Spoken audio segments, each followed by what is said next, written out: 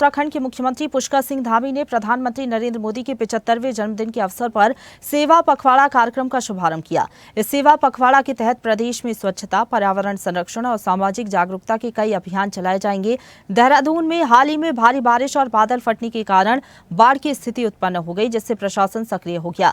मुख्यमंत्री धामी ने आपदा प्रबंधन टीमों को पूरी सतर्कता बरतने के निर्देश दिए और प्रभावित क्षेत्रों में राहत और बचाव कार्यों का निरंतर निरीक्षण वो कर रही हैं। साथ ही मुख्यमंत्री ने आगामी 4 धाम यात्रा 2025 की तैयारियों का भी जायजा लिया। उन्होंने कहा कि इस बार यात्रा को और सुरक्षित, सुव्यवस्थित बनाने के लिए प्रशासन हर संभव कदम उठा रहा है, ताकि श्रद्धालु बिना किसी बाधा के अपनी धार्मिक यात्रा पूरी कर सकें। पुष्कर सिंह धामी ने प्रधानमंत्री मोदी को उनके जन्मदिन की बधाई देते हुए प्रदेशवासियों की ओर से उनकी दीर्घायु और स्वास्थ्य की कामना की। बहुत शुभ दिन है और आज हमारे आदरणीय प्रधानमंत्री श्री नरेंद्र मोदी जी का जन्मदिन है, जिनके जीवन का हर पल और हर क्षण देशवासियों को समर्पित रहा है, मां भारती को समर्पित रहा है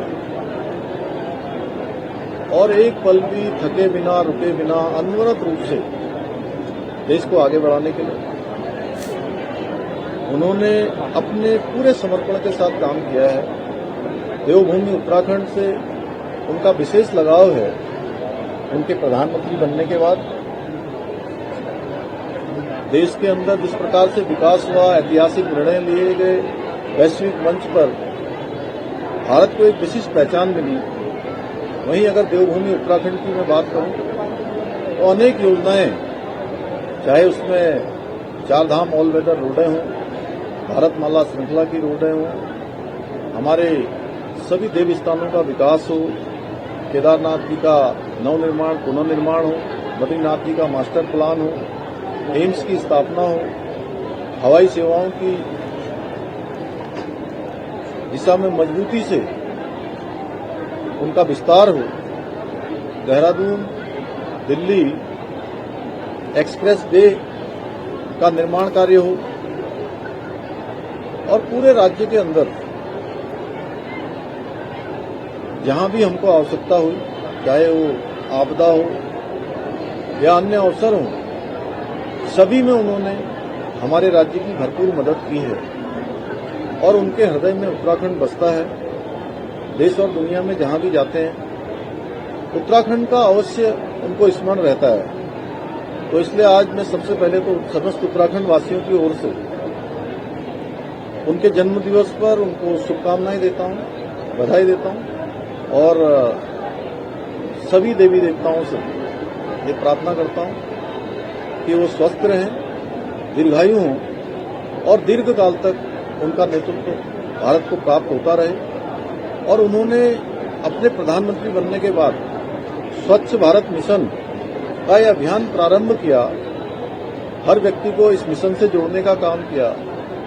हमारे नवोदित उदयमान छोटे छात्र छात्राएं, हमारे बच्चे भी स्वच्छता के प्रति जागरूक हुए और एक क्रांति देश के अंदर पैदा हुई।